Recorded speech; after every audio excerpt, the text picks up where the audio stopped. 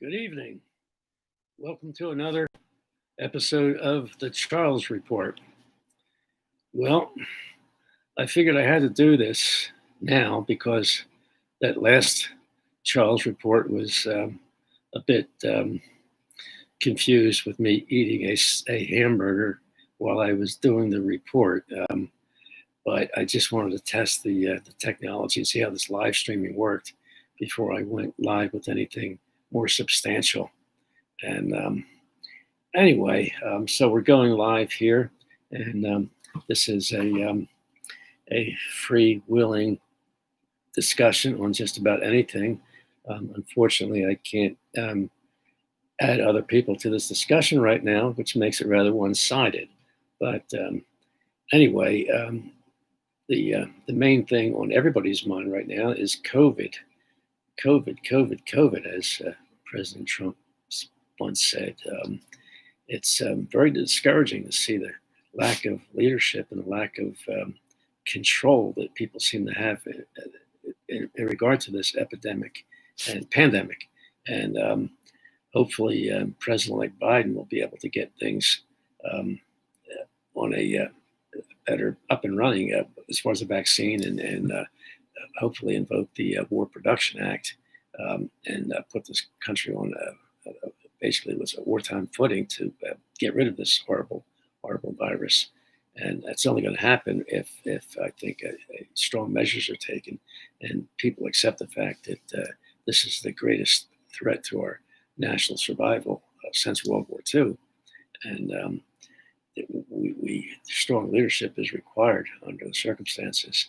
So I wish the president-elect a lot of luck. I think he's going to need it.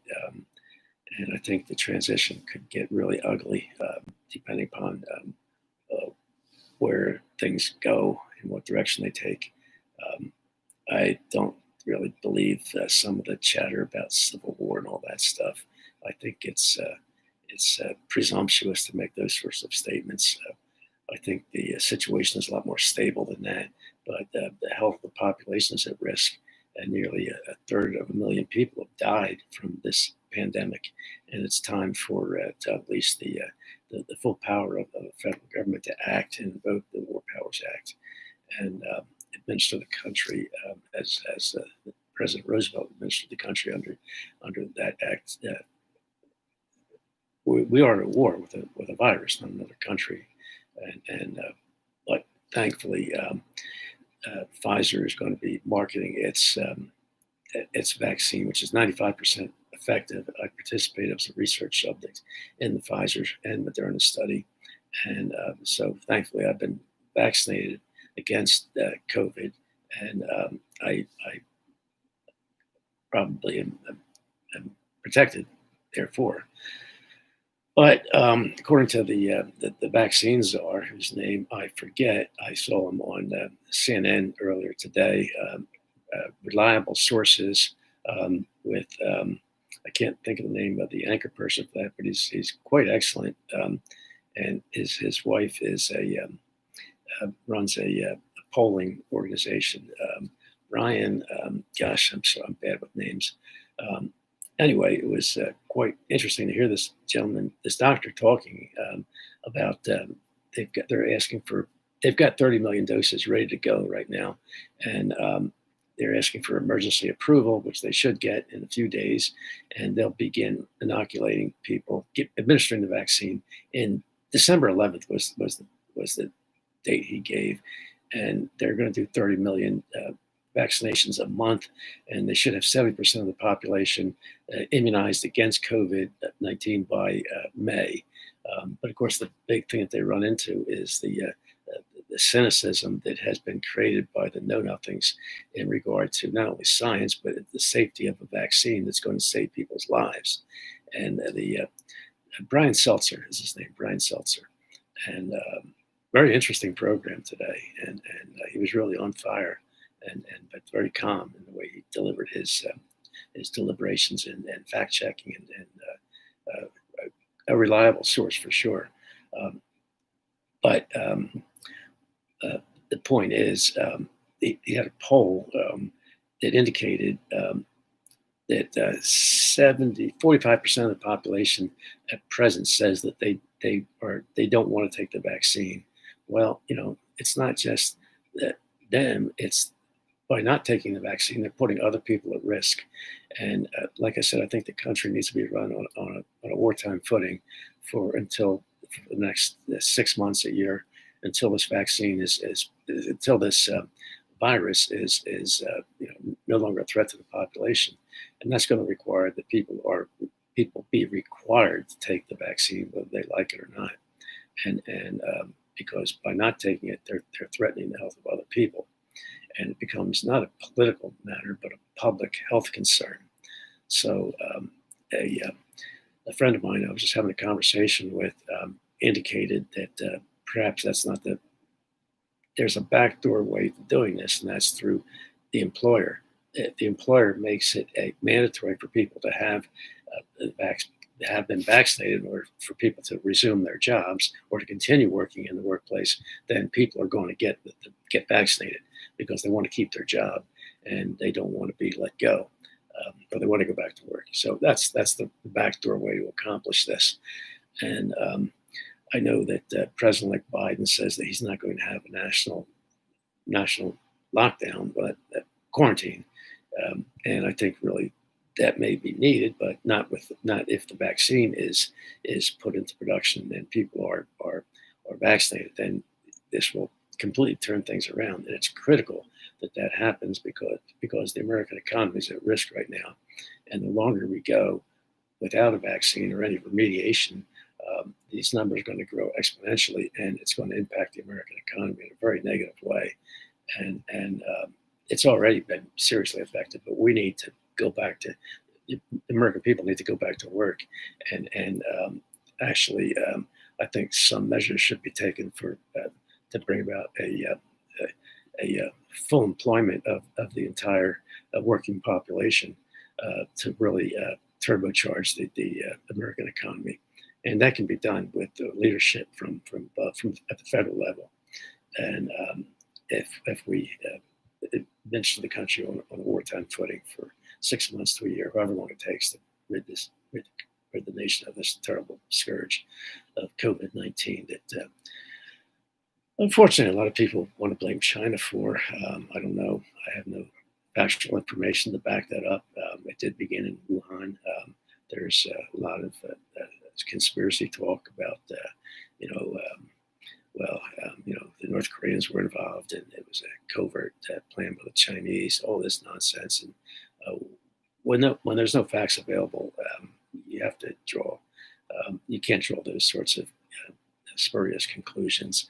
But I think really it's amazing that they have come up with 2 vaccines, and the Pfizer one is ready to go into production, and yet you still have people that are will refuse to take it. Well, like I said, it shouldn't be up to an individual. It has to be mandated. When I was a child, in order for me to enter the school system, public or parochial, you had to have been vaccinated. And that was a requirement. It wasn't something that you could say yay or nay about. So we need to go back to that standard, and hopefully that'll be what Mr. Biden maybe can show some President-elect Biden can show some leadership on. And I have not the slightest bit of nothing indicates to me that that we're at a terminal phase here in America. This is just a period of transition, and America is going to find new ways to reinvent itself, and I think be the nation it never thought it could become. We have a global empire of sorts to consider, although under the president's leadership, I think we've really fallen down far and fallen into almost a banana republic state of mind and attitudes. Authoritarianism does not suit the population here.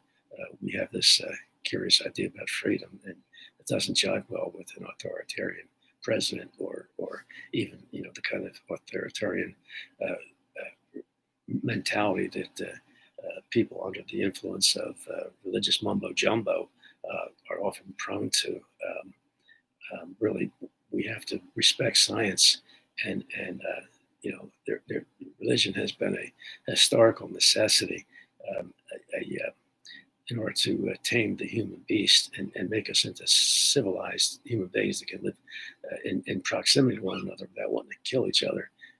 Because if left to our own devices, the genetics is such that we can only tolerate it, give humane treatment to people of our own genetic makeup, immediate siblings, nuclear family, and extended that we have a genetic bond with. But religion has, and Christianity is the religion of capitalism par excellence, because it's enabled civilization to build vast cities and travel around the world, and people respect each other. But and the makers of Christianity certainly had, and I would include Constantine the Great in that, as well as the others that form the basis of the Christian mythos. Um, it is a religion that has basically united the world and made us capable of stepping up to a higher stage of development. But I think right now, I think what we're heading for is a world where people want factual information, where it's science supported, and I think even the apostles and the evangelist Saint Paul, who is a very smart man, very brilliant man, says as much in his I think letters to the various churches, where he says that we see now, and speaking of his own time and the need for religion, we see through a glass darkly, but someday we will see clearly.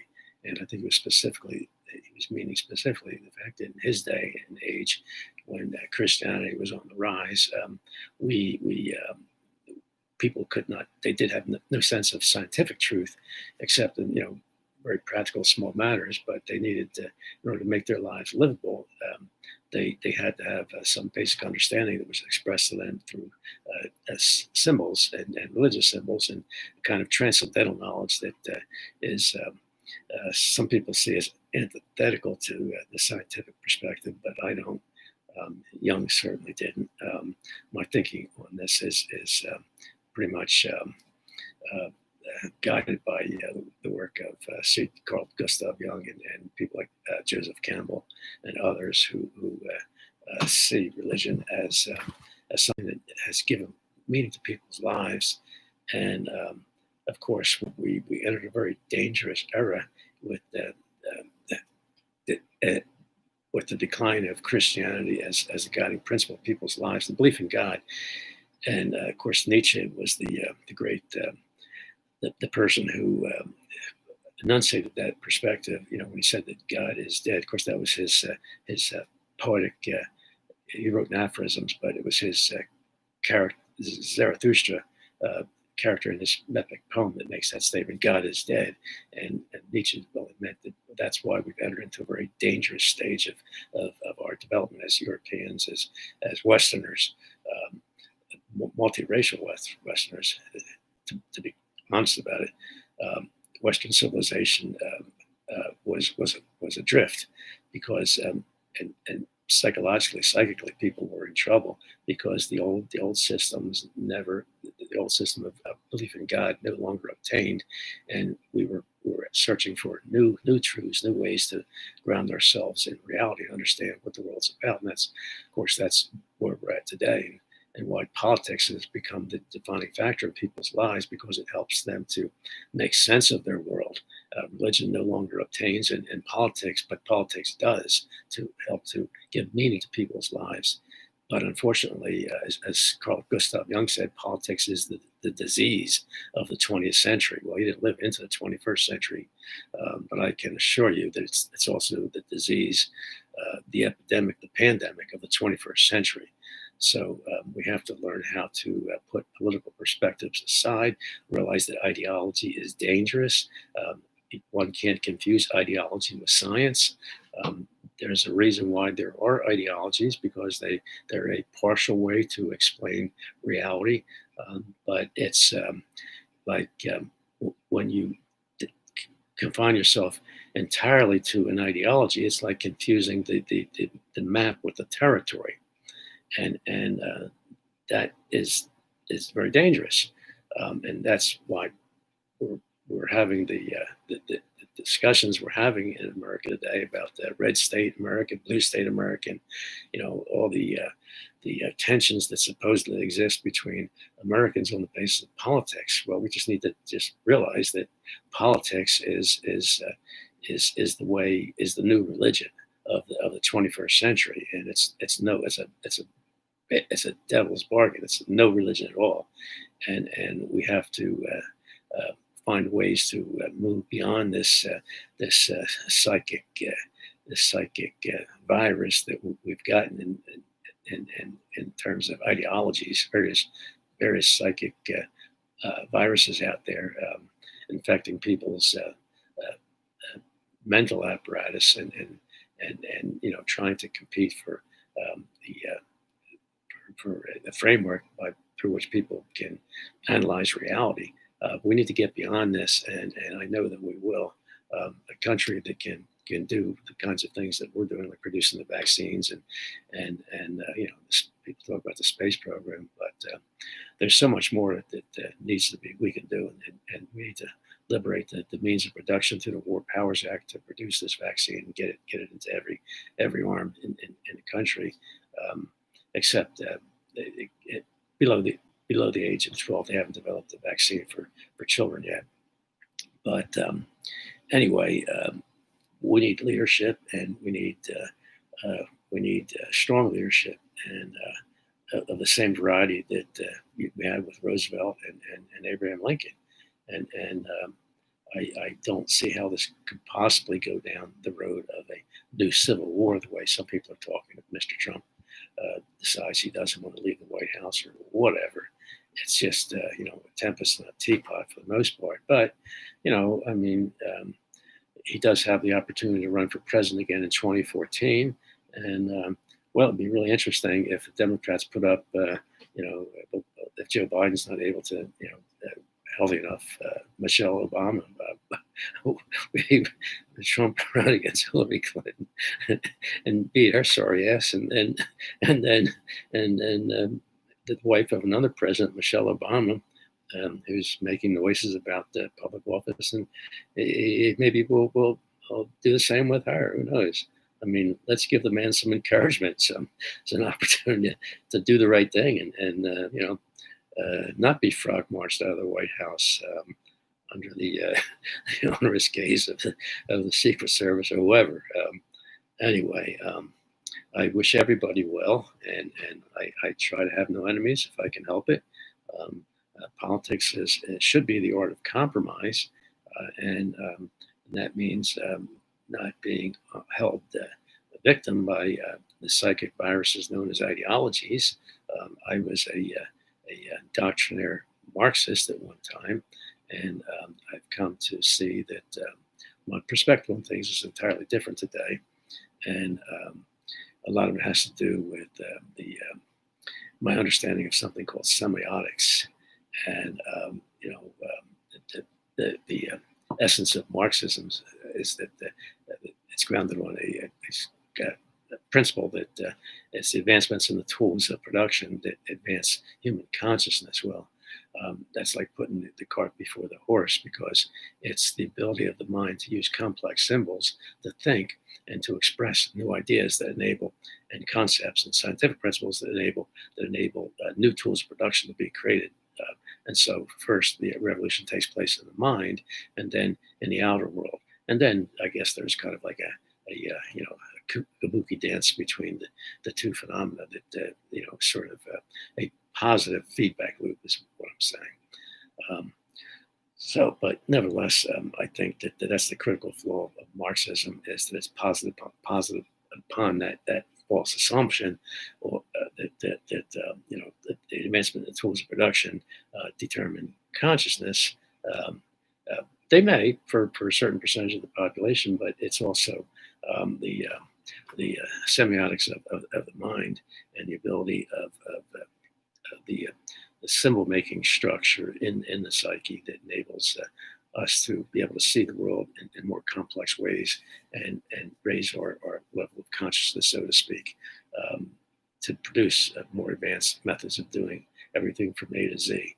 So anyway, at least I wasn't making a pig out of myself eating a beautiful, delicious hamburger, cheeseburger in front of you. I'm perhaps more interesting now than I was just feeding my face. And boy, that was a good cheeseburger. I'm telling you, it was so delicious. And anyway, that's the story for today. And it is let me see, November 22nd, I believe. And let me see. And I don't know how many people are going to remember this, but this was the day President Kennedy was assassinated in Dallas, Texas, in 1963. And of course, that was a day to remember. Um, I was just 13 years old. I was attending a Catholic school, and I remember the whole event, and it made a very distinct impression upon me at the time. And President Kennedy was somebody I had seen in the flesh when I was when he was on tour during the campaign. I stood a short distance away from him. I corresponded with him, and it was quite an experience for me as a kid. And then to have his life snuffed out like that was really a disgrace, and showed you just how fragile things really are sometimes. And but I think President Kennedy was a visionary, and but for the life of me, I can't understand why Robert Kennedy was so um, ridiculously Boy Scoutish and thinking he could take down, organized crime and the people who basically he need whose support he got to make his brother president, and not have to pay a price for it. But God only knows what a terrible price.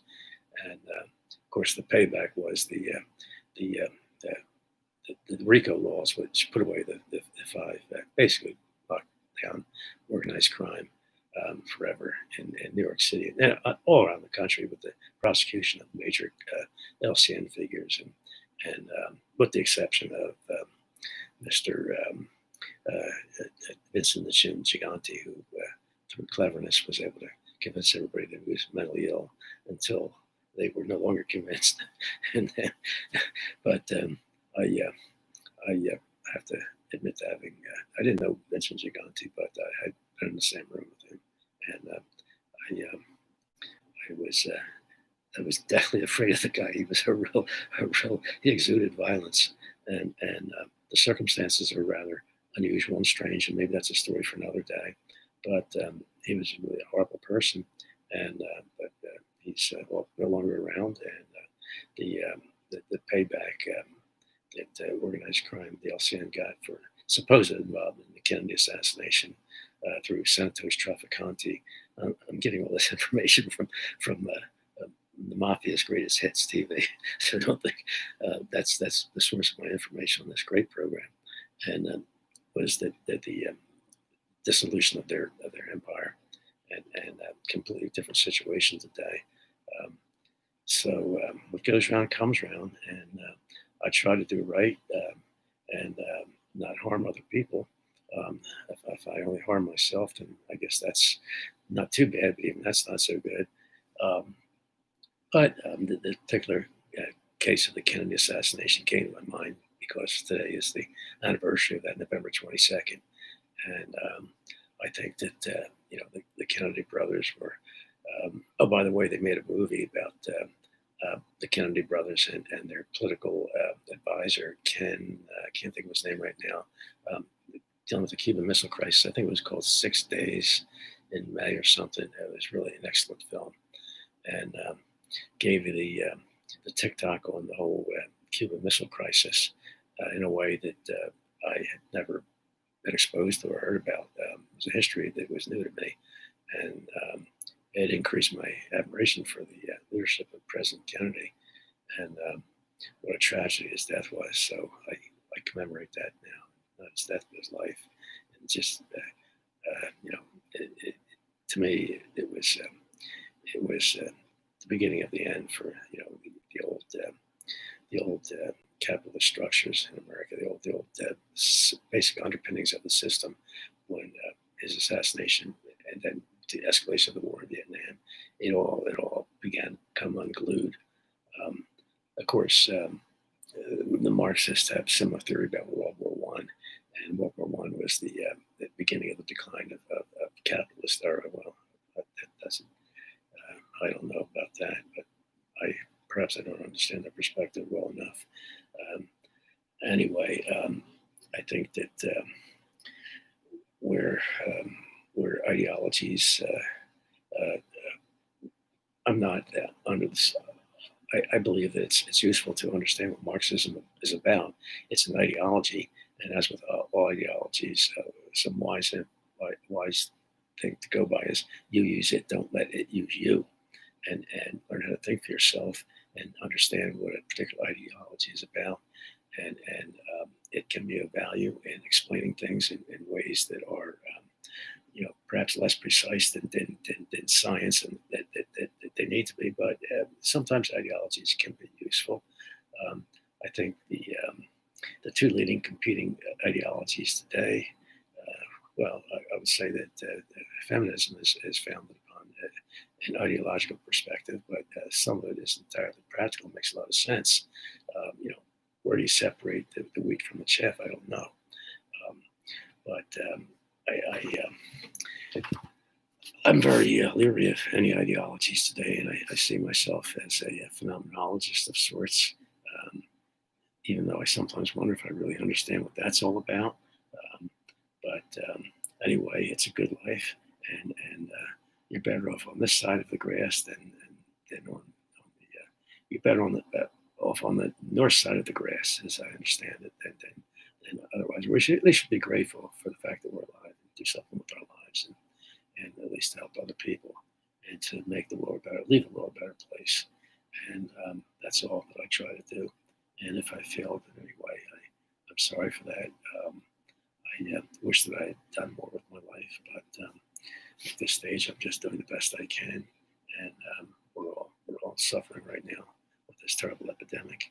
And we're hoping that President like Biden can show some leadership and do what is required, not just to get the president incumbent out of the fucking White House and coax him into being more sensible or what. But anyway, I think he'll do a spectacular job, hopefully, and I wish him well. And even though I'm technically a Democrat, I don't adhere to either party. I believe both parties represent the elites and don't represent the average working person. Do not represent working people's true interests. But that's the way it is, and that's the way I see it here from Walnut Beach on November 22nd, 2020. And life has always been this way. There's always been challenges, always been dangers. We have to rise to the occasion and deal with these dangers and threats. And as terrible as the moment may be, there's always good things happening too. And we take the good with the bad and the bad with the good, and it's all intermingled. And we move on, one foot in front of another, and keep going. I'm happy to be alive. I'm happy to be here and talking to whatever silly sorts of persons might be out there that want to look at this.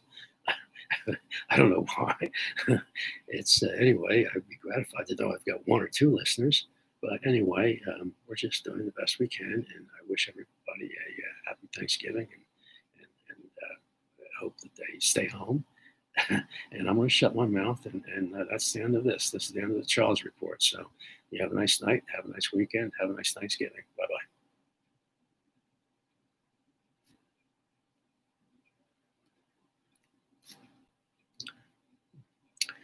Okay, how do we shut it off? End stream. Oh, end stream. God. End.